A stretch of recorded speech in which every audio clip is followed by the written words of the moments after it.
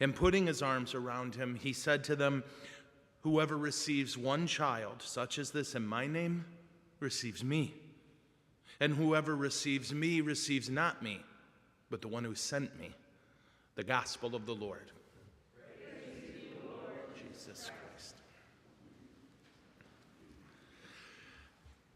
I was in the seminary, and 8 of us packed in a minivan. And we were being driven by one of our professors from Detroit to the seminary in Wisconsin, and we were playing in a basketball tournament. And we started arguing about, basically what came down to Tom Brady versus Joe Montana, which of course is an extremely important discussion. But the whole argument, and the trip lasted 6 hours and the argument lasted 8. There were people who said Tom Brady, they'd rather have Tom Brady on their team in his prime, and there were the people who were right, who said Joe Montana. But when we got out of the van, Monsignor, I think he died inside a little, and he just said, "You boys spent the whole time talking about something you can't prove." And, and I said, "So?"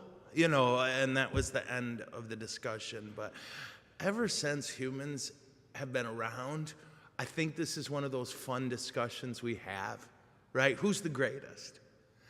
And, they were probably talking Caesar Augustus. They were probably talking about Agrippa. They were probably talking all these figures.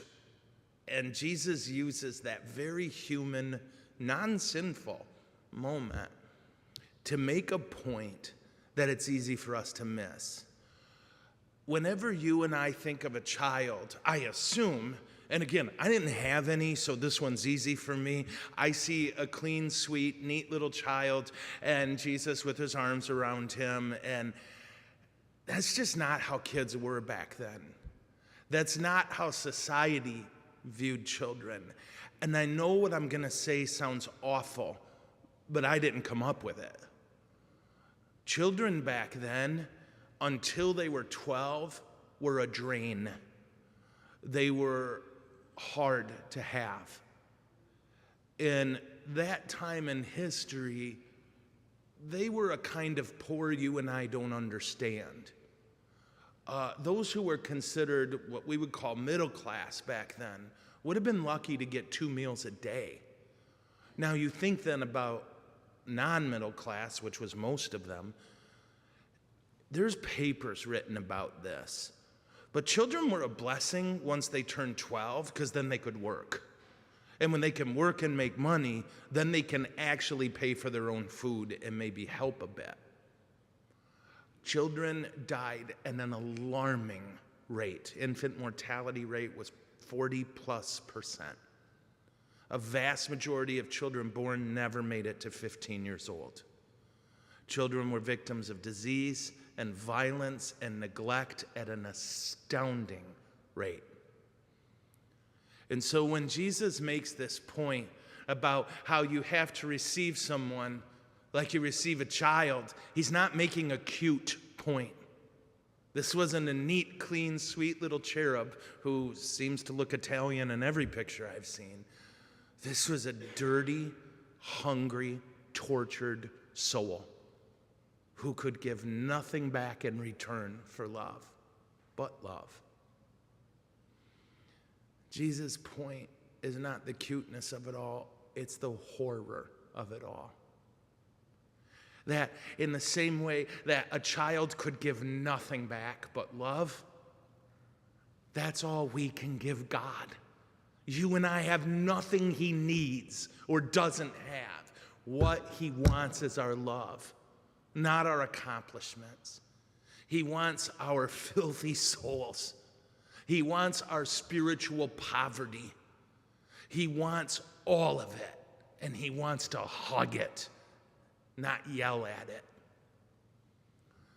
I am so grateful for a God like this, but it terrifies me.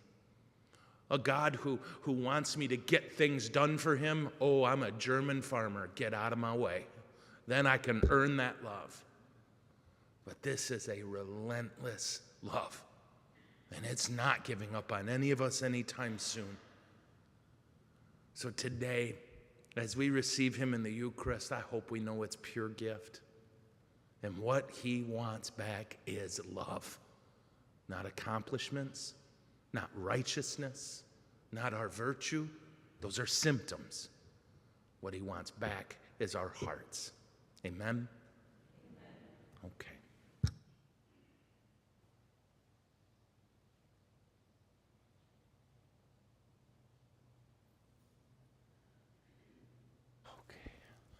Grateful for the intercession of the saints. Let's rise and offer our prayers to the